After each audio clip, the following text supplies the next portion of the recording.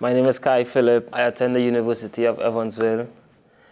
I play soccer here as well. I'm majoring in business, but at the moment I'm undecided. I'm from Trinidad and Tobago, and I'm here to talk to Max. Awesome. So Trinidad and Tobago. It's Trinidad and Tobago, but Yeah. two different things, right? Yeah. What part of it are you from? What's your town called? Give a little background on what it was like living there and growing up. Trinidad and Tobago is two different islands, but one country. Trinidad is the biggest. Is the biggest of the two, and Tobago smaller.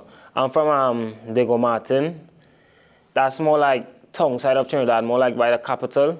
So I mean, been busy. Growing up in Trinidad and Tobago is very hard. It's not as out here. Growing up, during my time in Trinidad, it had like a recession and stuff, so that made stuff really hard for us. Food prices went up, gas went up, and jobs limited. So growing up in Trinidad was very hard at the moment, but yeah, what else you want to know? I'm curious to hear about your life in particular, the people there, what they go through, your connection with them, and how you stay connected with them. So growing up in Trinidad, I grew up in an area in Diego Martin called Simeon. It's not the best, but it's not the worst. We had a lot of talented kids who came out and represented the country in many sports, like soccer, cricket, boxing and stuff.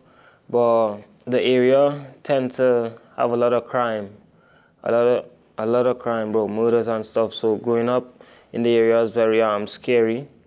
One day you're here, one day you're not, bro. So you have to be like with the right mindset growing up, you know? Are your parents from the same area? Yeah, my parents are from the same district, but different areas in the district. My mom is from Simeon and my dad is from Saganga. So it was like, probably like 20 minutes apart, but it's just different names, you know? Gotcha. And growing up, what countries do you think had the most influence on the culture in Trinidad? I think Jamaica played a big role, and the US. But I think Jamaica played a big role because of the music. We have our own genre, and Jamaica has their own genre. And then it has a genre that don't really has a class, but Trinidad can sing it as well. Yeah. We say it's like Trinidad and soul, right? Trinidad. And it's really close to Jamaica, so we tend to like feed off of Jamaica's culture, and Jamaica feed off of our culture. So it have a lot of mix up with the accent and things Jamaica say and stuff. So it's really cool. Yeah, I think it's time that we hear a song. Yeah. So this is called Soca from Marshall Montano. You still listen to it a lot here too, yeah? Yeah. Yeah? FYS. So this type of genre is called soca. Is originated in Trinidad and Tobago. It's like hype music. It gets the crowd jumping.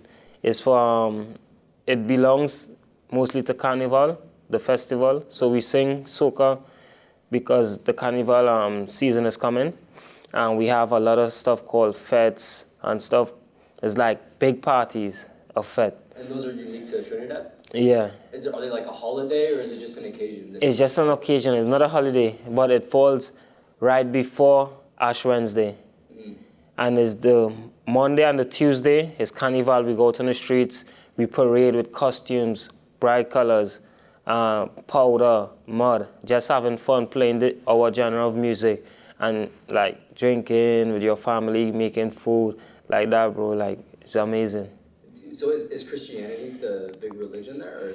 Or? We'll say, yeah, Roman Catholic. Okay. That's the main religion in Trinidad and Tobago. Gotcha. That sounds like fun, bro. Yeah. Obviously, I'm sure you miss times like that. Yeah. But growing up and then coming to the United States, what has your story been like?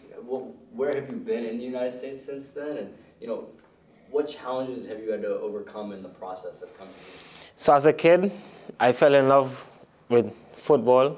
Americans call it soccer. Growing up, I had a lot of challenges. I wasn't the best, so I was overlooked a lot.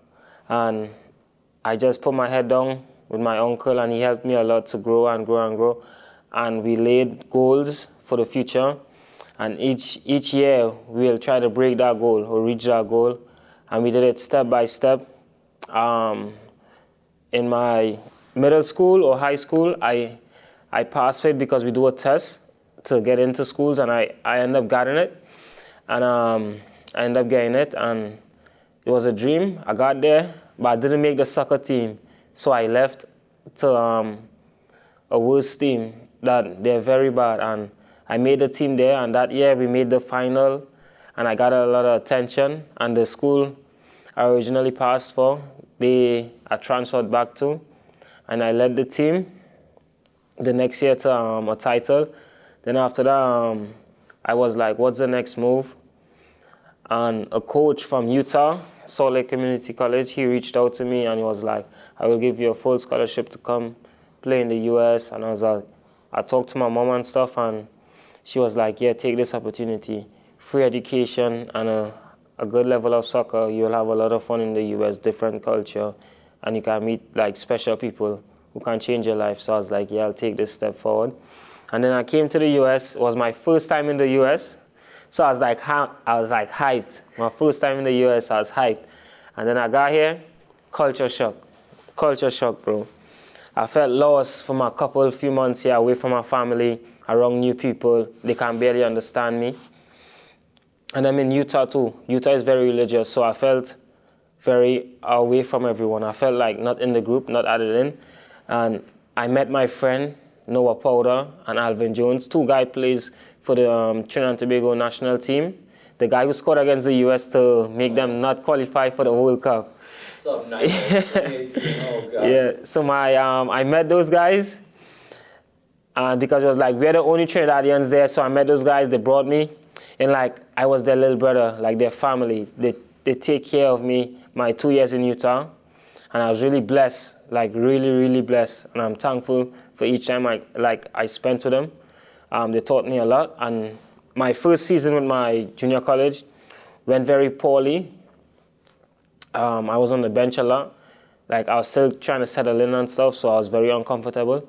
And then my friends and stuff, who I call my cousin Alvin Jones and Noah, who played for RSL, they started to talk to me and stuff and tell me, keep my head up, this is your first year, you will improve, you will get to know what it's like to be in the US and stuff. And I was like, yeah. My second year, my sophomore year, I started, and we went to the national championship and stuff. I did really well, and I got a lot of D1 looks. And they told me, see, once you believe in yourself, everything will go well. And then Evansville reached out, and I committed to Evansville to play D1 soccer. So I had a really long journey, bro. Absolutely. A lot of ups and downs, yeah. You mentioned that there was a lot of cultural differences. Yeah. So first of all, when you came here, what were you expecting American culture to be like? What were you expecting going into it? So when I first came to the US, I landed in Miami. And I missed my flight, so I get to see the city, and I thought everywhere in America was like Miami. Nice cars, big towers, beautiful buildings, just busy. And I went to Utah, opposite. Nice town, big buildings, but it's dead. And I was like, it's really different. Then after, the way y'all talk really well. Y'all English is good. My English, when I got here, a lot of people was like, huh? Pardon me. So it was like a long process getting them to understand me and me changing my accent. Then after, like, some of my cultural behaviors was different. I will get into a room, like once it's after 6 p.m., we'll say goodnight as a form of hello. And people will tell me, like, are you going to bed? Where are you going? So it was like really different getting used to out here. Yeah, I get that though. It's like, good night, how are you doing, right? So what are some of the major differences then from here to back home? Some of the major differences are, I'll say, back home the people are, I'll say, more welcoming, more heart, like more joyful. People I'll say in America is kind of like, they have a main focus and everyone is like really focused towards their future. While back home, everyone tends to like just enjoy their time. And in America, like it's just straight business, education. Like you just want to like get your goals. So that's what I like in America. See, I find that really interesting because, I mean, like you said, people in Trinidad, they probably don't have as much as people Yeah. have here, right? Yet, would you say people there are happier? I'll say yeah. A lot of people back home are very like comfortable with what they have.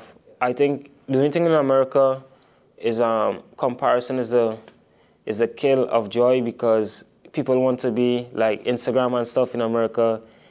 You'll see kids with $10,000 watches and other kids with like Nvidia and do the wrong stuff for it. When back home, we just want to go to the beaches, like fish, just zest, have fun. Right. Back to the basics. Yeah. Do you think the American way of life has, rubbed off on you? And, like when you go home, is there an adjustment when you go back home? Or is it just like, yeah, this is what I grew up with, this is what I know, and it feels good to be back? I think my cultural awareness has enhanced. I think I accepted a lot of behaviors like what you all do, like putting your goals in front of you and crushing it as soon as possible. I think I'll like keep that mindset, and even when I move back home, I think I'll like try to stick with an American mindset. Just want to crush your goals, reach what you want to reach, and like just kill it. Have you heard of the American dream? No. No? Tell me. It's this idea that by coming here, you can be anything you wanted to be, anything you want to be, and you can make it happen. Do you think that's true? Yeah, that's true. America, the land of opportunities, bro. I swear. Since I've been here, my life has changed a lot, bro. And I met people I always dream of meeting, bro. So it's a blessing to be here. Since you've been here, how receptive have people been of you?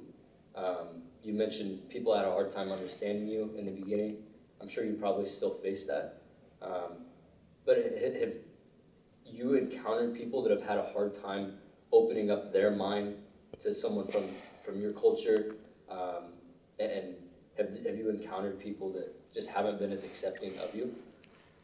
I'll say not really. Most of the people I've met in the US, they have been like, I love your accent, but I can't understand you. And they will tell me like, teach me some words, teach me some phrases you all say like that. But like, I'll say they welcome it. It's really good. I'm glad to hear that. So Kai, now I just want to ask. You mentioned to me before that it's almost like you overcame growing up in the environment that you did, and you were the one that made it out, quote unquote, right? People look up to you for that.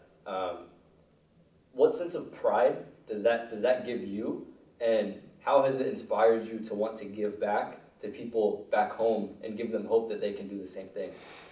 I just want to like inspire my friends, inspire younger kids in the neighborhood. Like once you put your mind to it, you can achieve it. Like just stay on the right path, do the right stuff, listen to your parents, bro. Especially your mom, she knows best. Just like chase your goals. Like it have a lot of doubt. A lot of people doubt you, a lot of haters, bro, but chase your goals, bro. Focus on you. You know your ability. Don't let no one question it, For sure. Do you think that there should be more opportunities for kids coming out of Trinidad to, whether it's in football, soccer, or the business field, just every walk of life? Do you think that they have a good pathway to succeed, and do you think there should be more opportunity? I think as time goes by, more and more opportunities are being made for kids back home. More and more programs are being created to help kids get scholarships to come to the U.S. But I think they should make a more clear pathway, because kids back home are like, they will do anything for a better life, a life America will give you. So we tend to like work hard a lot and sometimes don't achieve the goal. So we'll turn to a life of crime back home. When you have a couple who will work hard and break through, and they will like completely change your life. Like most guys who leave Trinidad don't come back, bro. Like they will stay and like fix their life, get everything right. and then send stuff back home to get their life better, you know? Yeah, that's good to hear. You also have a deep understanding of yourself and what you've been through and the story you have, it sounds like. How has embracing your background helped you to become a better person and succeed in what you do? Yeah, so for me, embracing my background is important. It helps me to keep myself motivated because I know I've come from dirt, bro, nothing, bro. I know I'm one of the better players in my Division One colleges, and I take a lot of pride for that, bro. Like, back home is very hard, very hard. We have nothing, bro. So every time I'm down, I'll be like, yeah, I can't remain down because I don't want to go back to nothing. I want to keep working forward so I can have something so I can give back to my community, bro. Do you feel pressure from that? And yeah, at times when you see no progress in your life, like it have semesters or a semester, we will, you yourself will fail a class and you will feel pressured by that and think you're doing wrong in life. So I always feel like pressure when I'm not performing, when I'm failing a class, when I'm starting to have doubts in my head. I'll feel pressure like I'm going back to where I come from. I'm not going to achieve the goal. I'm not going to make my people proud like that, bro. Perfect. Kai, last question. If you could tell the general United States population one thing about Trinidad and Tobago that would make them either want to go there or just be more aware of it, what would that thing be? You can think on it. What is one thing? One thing from back home. The food is amazing. The people are welcoming, and the beaches is crazy nice. It's nice. Love it. Kai, thank you so much for doing this with us. Truly appreciate it, bro. Yeah, you're welcome.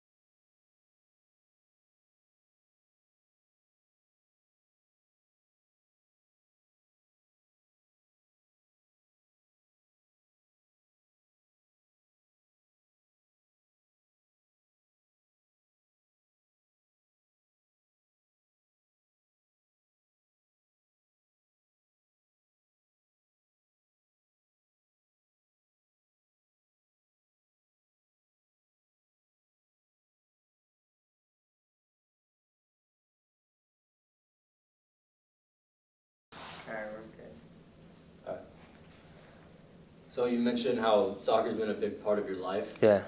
You know, from your experiences with that, what are some of the biggest challenges that you faced? I faced a lot of judgment, a lot of doubt in my life. Playing soccer from a young age helped me a lot, but also break me because I wasn't the best. I played for a small academy called Ron Lafray Soccer Academy.